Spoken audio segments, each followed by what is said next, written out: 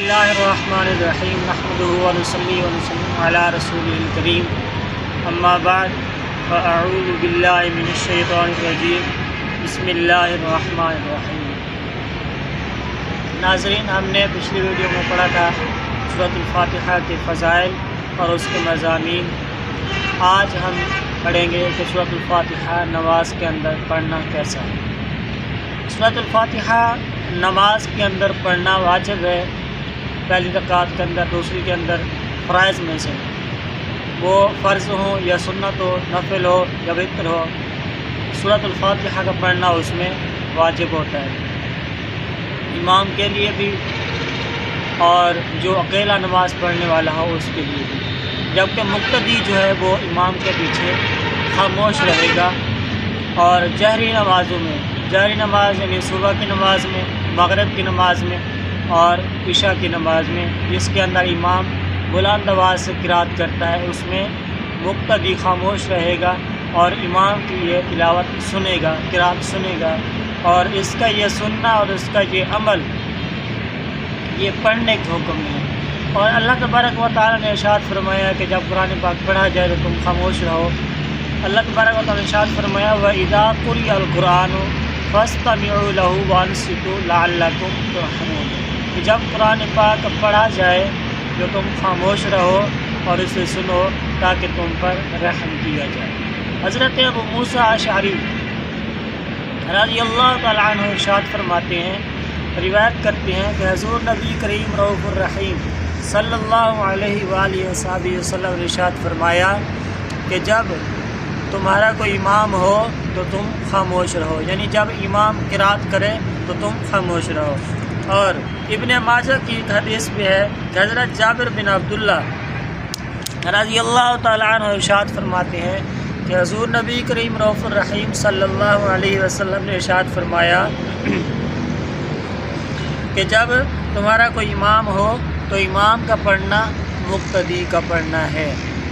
حضرت امام فخر الدین رازی رحمہ اللہ تعالیٰ ارشاد فرماتے ہیں کہ مدینہ منورہ کے کچھ علماء کرام اکٹھے ہو کر امام اعظم ابو حنیفہ رحمۃ اللہ تعالیٰ علیہ کے پاس اس غرض سے آئے کہ امام کے پیچھے مقتدی قرات کرے یا نہ کرے، اس کے بارے میں مناظرہ کرے۔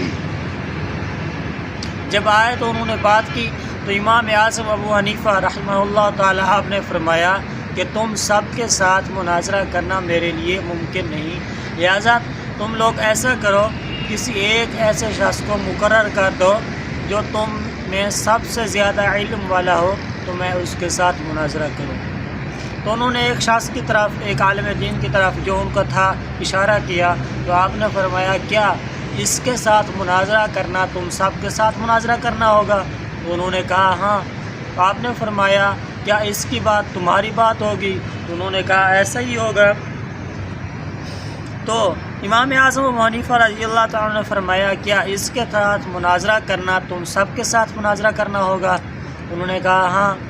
تو امام اعظم ابو حنیفہ رحمہ اللہ تعالیٰ آپ نے فرمایا کیا اس کے ساتھ جو میں دلیل قائم کروں گا، جو اس کے خلاف دلیل قائم کروں گا، کیا وہ تم سب پر دلیل قائم ہوگی، واجب ہوگی، لازم ہوگی؟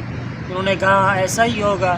تو امام اعظم ابو حنیفہ رحمہ اللہ تعالیٰ آپ نے فرمایا کیا مناظرے کے اندر اگر مناظرہ کرتے ہوئے میں اس پر دلیل میں غالب آ جاؤں تو کیا وہ دلیل میں تم سب مغلوب ہوگے اور میں تم سب پر غالب ہوں گا؟ تو انہوں نے کہا ایسا ہی ہوگا۔ تو آپ نے فرمایا کہ ایسا کیسے ہو سکتا ہے، مناظرہ تو میں اس کے ساتھ کر رہا ہوں تو دلیل میں تم سب پر کیسے غالب آ جاؤں گا؟ تو انہوں نے کہا جب کہ ہم اس کو اپنا امام بنانے پر راضی ہیں اور تب ہماری بات اس کی بات تو ایک بات ہو گئی، جو اس کی بات ہوگی وہ ہماری بات ہوگی، ہماری طرف سے یہ نائب ہے، ہم اس کے مقتدی ہیں، یہ ہمارا امام ہے، جو بھی بات کرے گا ہم اس پر متفق ہوں گے، جو دلیل قائم ہوگی، جو یہ دلیل دے گا وہ ہم سب کی طرف سے ہوگی، تو اس لیے اس کی بات ہماری بات ہوگی۔ تو امام اعظم ابو حنیفہ رحمہ اللہ تعالیٰ آپ نے فرمانے لگے ہم بھی تو یہی کہتے ہیں کہ امام کا پڑھنا مقتدی کا پڑھنا ہے، امام کے پیچھے مقتدی قرات نہیں کرے گا، کیونکہ جب کہ ہم نے ایک شخص کو اپنا امام مان لیا، اس کو آگے کھڑا کر دیا، تب وہ ہماری طرف سے ایک نائب ہے۔ جب ہم نے نائب مقرر کر دیا تو اب ہمیں اس امام کے پیچھے پڑھنے کا کوئی جواز نہیں ہے۔ تو انشاءاللہ جب یہ بات سنی ان سب نے، تو سب نے اقرار کر دیا کہ لہذا امام کے پیچھے مقتدی کا پڑھنا جائز نہیں۔ یہ جو آج ہم نے بات کی ہے، یہ فقہ حنفیہ کی ہے، نہ کہ حنابلہ، شوافیہ یا جو بھی ہیں۔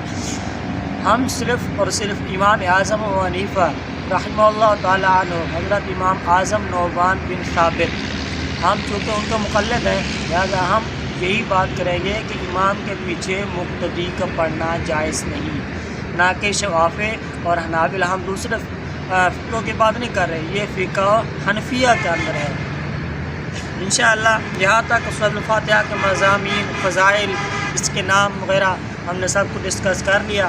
انشاءاللہ اگلی ویڈیو میں ہم باقاعدہ طور پہ سورۃ الفاتحہ کی بسم اللہ سے آغاز کریں گے کہ آیا کہ سورۃ الفاتحہ کے اندر جو سب سے پہلے بسم اللہ لکھی گئی ہے، کیا یہ قرآن پاک کی آیت ہے یا اس سورت کا حصہ ہے، یا قرآن پاک کے اندر کوئی اور سورت ہے، اور اس کا معنی کیا ہے، اس کے فضائل کیا ہے۔ انشاءاللہ نیکسٹ ویڈیو میں ہم اس پر بات کریں گے۔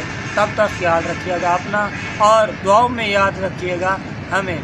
اللہ حافظ۔ آمین آمین بجاہ النبی الامین صلی اللہ علیہ وسلم۔ اگر آپ کو ویڈیو پسند آئے تو لائک اور شیئر اور کمنٹ ضرور کیجیے۔